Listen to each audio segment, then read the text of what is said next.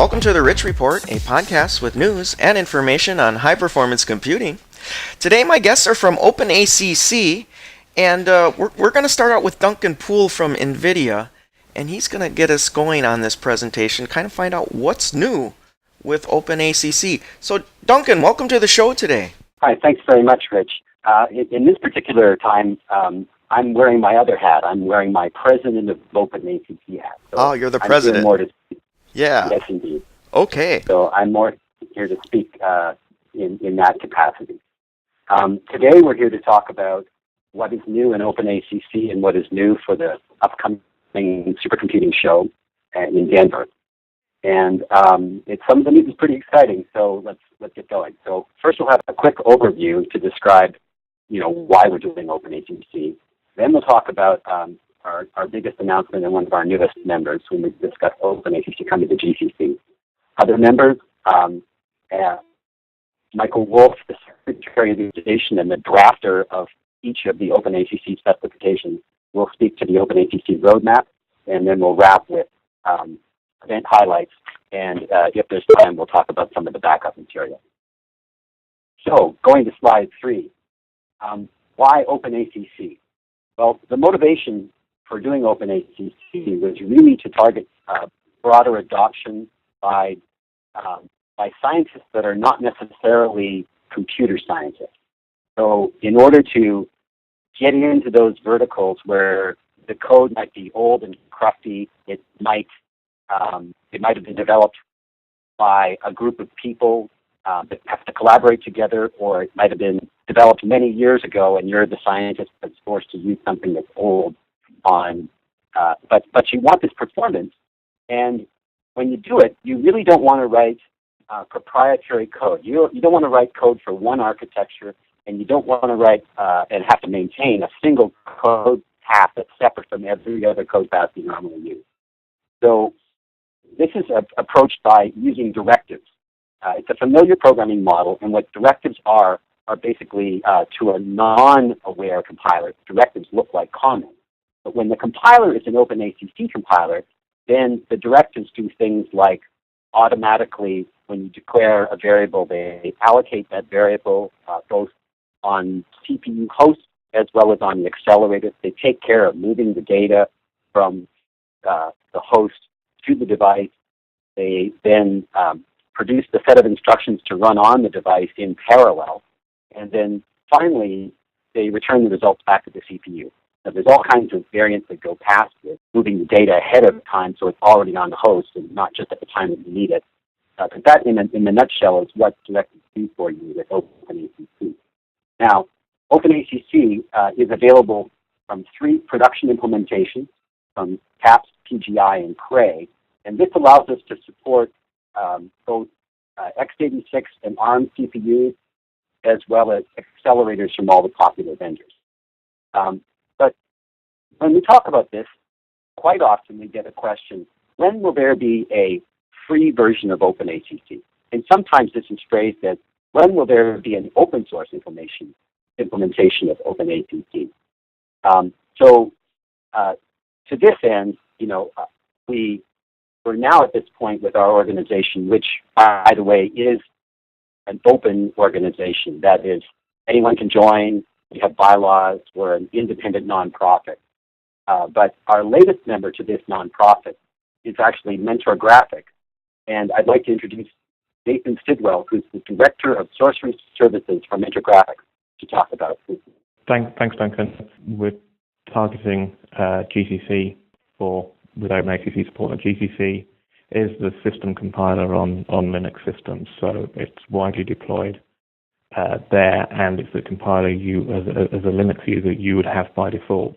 So having OpenACC support in that compiler will widen the user base for OpenACC and allow people to try it out without having to go and download additional tools and the like. They would have OpenACC in their system compiler.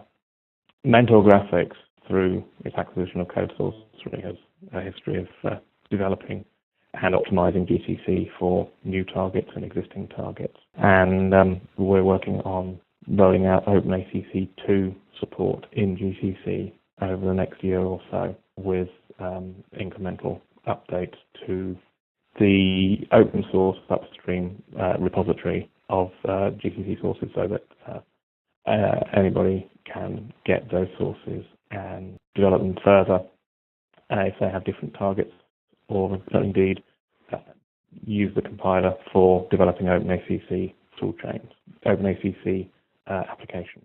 Moving on to Oscar Hernandez as the next slide. So we're very pleased to see these new advances in OpenACC because for us as a laboratory, OpenACC is a solution that works now that helps us to program heterogeneous systems. As we know, programming these heterogeneous systems is very challenging for us, especially because we're dealing with multiple architectures and also accelerators that have multiple memory systems. So looking at OpenACC is a API, directive-based API, that helps us to solve these sort of problems, especially when the programmer needs to start thinking about how to adapt their codes to accelerators. In this case, that will mean improving how they partition the data between the host and the accelerator, or basically finding enough parallelism or work to map to the devices. And OpenACC facilitates that for our users at Oak Ridge. And at the same time, it helps us to create portable code that we can use on a range of systems. On the other hand, OpenACC is also very important for us because with this large amount of parallelism that we see inside these accelerators, this is the sort of parallelism that we are going to encounter in exascale systems. So it helps us, it gives us a solution today to start thinking about what are going to be those challenges that we will see in exascale. Before OpenACC, the space was pretty much dominated by proprietary solutions, and that give different source codes bases to program the accelerators. And now with OpenACC, we have a standard portable solution where the programmer can use the directives, insert incrementally in their source code, and start porting those to accelerator and hardware environments. If we go to the next slide, Titan is our main leadership class system. It's our production system, and many users are starting to port their codes in using OpenACC. And these advances that we see in terms of moving forward in terms of the specification and also having open source solutions, it helps us a lot to expand the programming environment that we provide to our users. Titan is going to be here for a while, so OpenACC is an important programming API for us. And having these open source efforts help us to drive the applications of today, and also do the research and understand more the requirements that we need to move applications to exascale systems. I want to introduce back to Duncan Poole, who is going to introduce the new members. Okay, thank you, Oscar. The other new members that we're announcing, we are announcing Metro Graphics, of course, is a new member.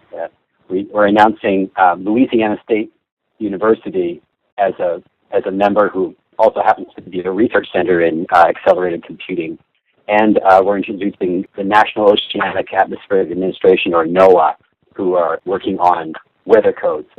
And that member, in fact, all of the members, will be present at supercomputing. So if the listeners are at the show and have an interest in actually discussing a scientific area with somebody that's working with OpenACC, these people are on deck to do so. Now I'd like to introduce Michael Wolfe to talk about the progress of OpenACC 2.0 with the vendors and our roadmap. Morning, Rich.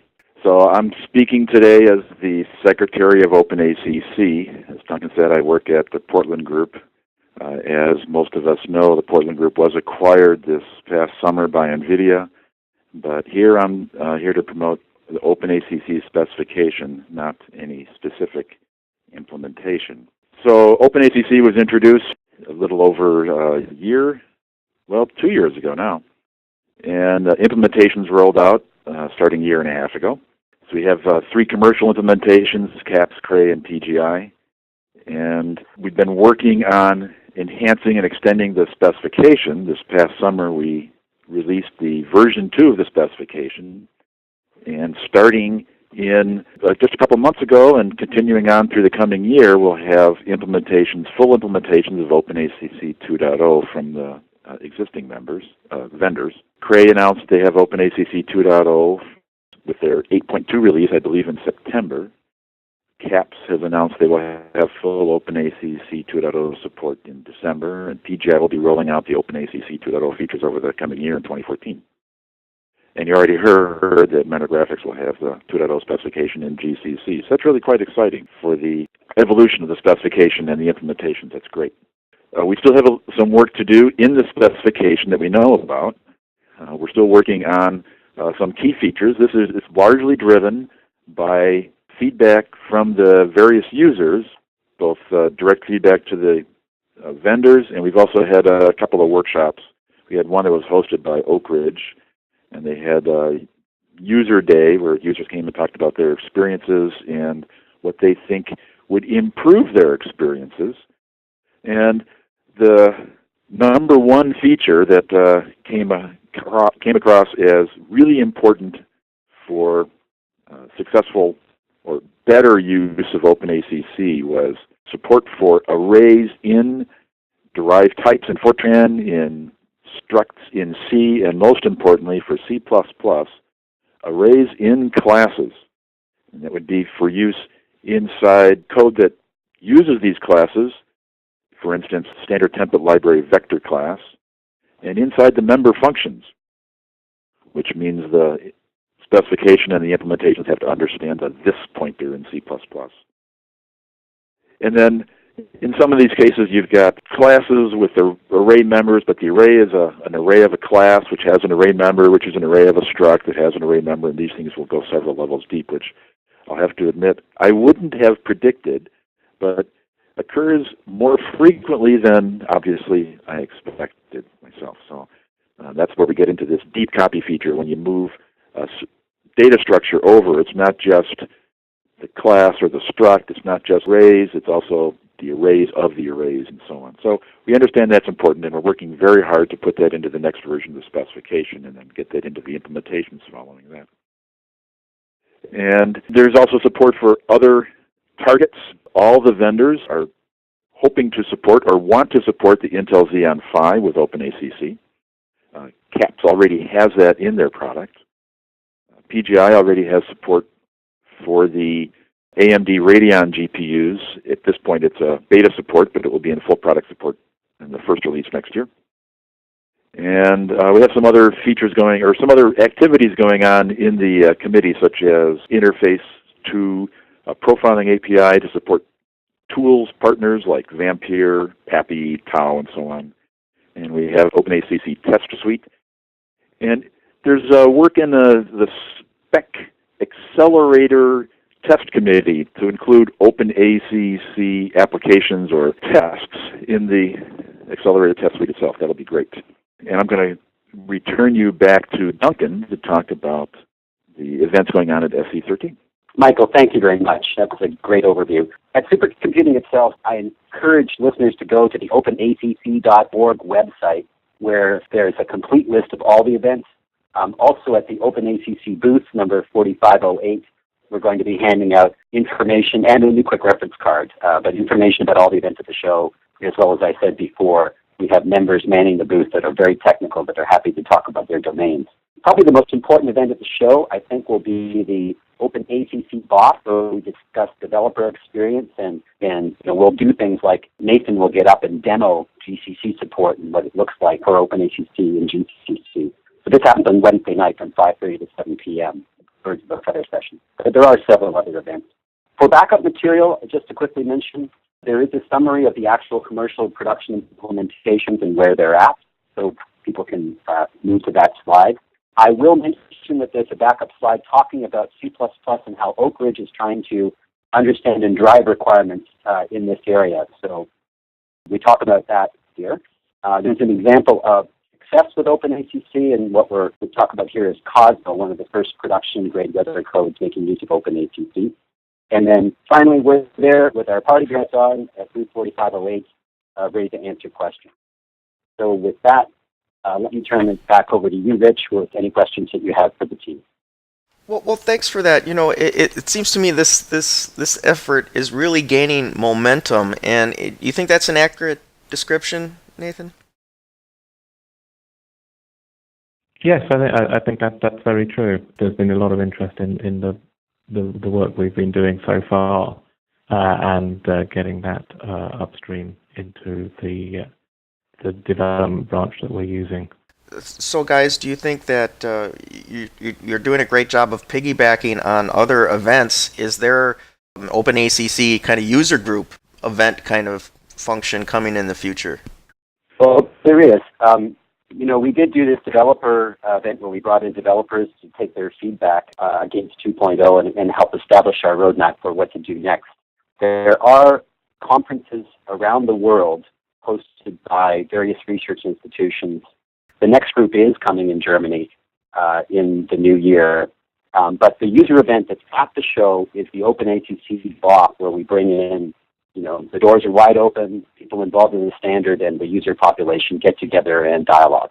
Well, terrific. Well, folks, I really want to thank you all for coming on the show today and giving us an update on OpenACC. Thank you. Rich. You bet, you bet. Okay, folks, that's it for the Rich Report. Stay tuned for more news and information on high-performance computing.